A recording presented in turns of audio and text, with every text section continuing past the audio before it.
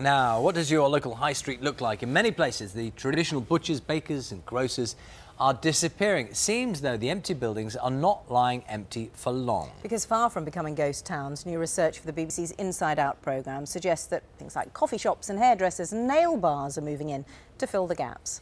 Our correspondent Emma Simpson is in Wimbledon Village in southwest London. Emma, what sort of explanation is there for this?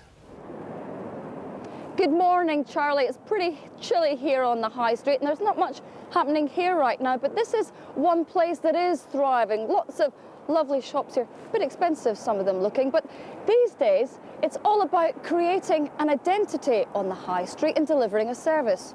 Can't get your hair cut on the internet, for instance, but of course every high street is different, and I've been to Old Town Swindon to see the changes there. This was an expanding, vibrant business. How many years? 14. Well, it's not going to be the same without. Of course not. It won't be the same without you. He's putting a brave face on it. But this is the dying hours of Colin Zabel's business. His chemist shop, just a collection of boxes now. And everything must go. The tide has turned against him. Never get this type of shop anywhere else again. These have gone. And the culture is towards the young rather than the old. We've catered for the elderly residents of Old Town, if you like. The whole feeling has changed. People will not use the local high street, not for shopping.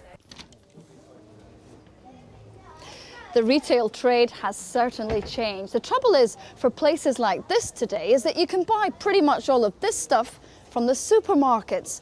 Then there's the competition from the out-of-town retail parks and, of course, the rise of the internet.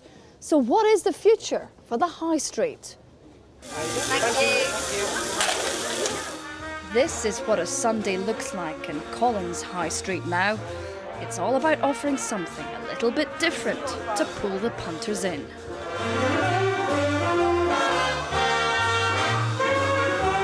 It seems they're more interested in eating and drinking than shopping here now. In fact, our BBC survey has shown that 28% of all openings on the high street in the first half of this year were things like bars, restaurants, beauty salons and hairdressers. The message is the traditional high street has to adapt. It's got to create a reason why people want to go and shop there, because shopping is all about enjoyment and spending money, and if they don't create that, then they're going to really struggle to survive in the future. Right, let's stick that. Back at the shop, Collins reached the end of the road. What's left, he's giving to charity. How difficult is it to shut up shop? I'm not shut yet. It's difficult enough at the moment, closing it down, but the harder time.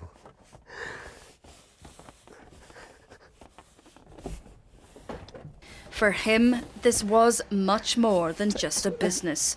Its closure, an unfortunate sign of the times.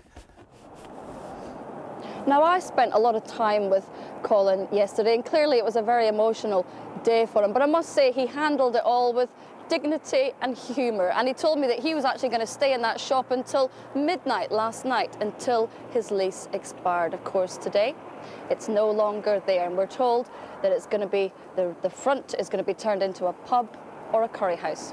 A sign of the times indeed. Yes, thank you very much for that. Look at the high street. Now, viewers can see more of that story on BBC One's Inside Out tonight. That's at 7:30.